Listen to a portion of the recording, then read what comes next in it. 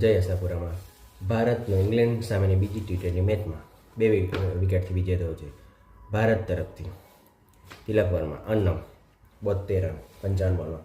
તિલક વર્મા છેલ્લી 4 ઇનિંગમાં not out રહ્યો છે. એમાં છેલ્લી 4 ઇનિંગમાં એકમાં 107 run not out, 120 run not out અને લાસ્ટ મેચમાં કોલકાતામાં ટી20 મેચમાં 18 રન પર નોટ આઉટ રહ્યો હતો.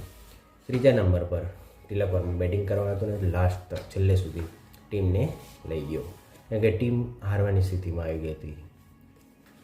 કારણ કે સંજુ સેમસન, સૂર્યકુમાર યાદવ, હાર્દિક પંડ્યા, ધ્રુવ જુરેલ ના આઉટ થઈ ગયા પછી, કારણ કે છેલ્લે ઓલરાઉન્ડર વોશિંગ્ટન સુંદર આઉટ થઈ ગયો, અક્ષર પટેલ 2 રન પર આઉટ થઈ ગયો. તેનાથી ભારત હારવાની સ્થિતિમાં આવી ગયું હતું. ત્યાર પછી હરદીપસિંહ અને રવિ બિશ્નોએ છેલ્લી ઓવરમાં 2 ચોક્કા મારવાથી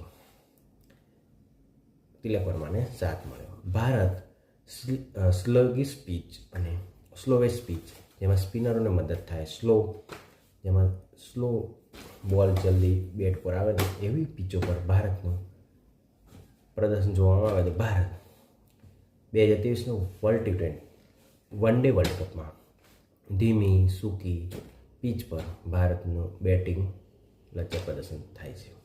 એના કારણે Bharat one day world cup 2023 અમદાવાદમાં હારી ગયું હતું. ડ્રાય પિચ, તેના કારણે બોલ જલ્દી બેટ પર ના આવે એના માટે આજે પણ ભારતનું પ્રદર્શન એવું જ રહ્યું.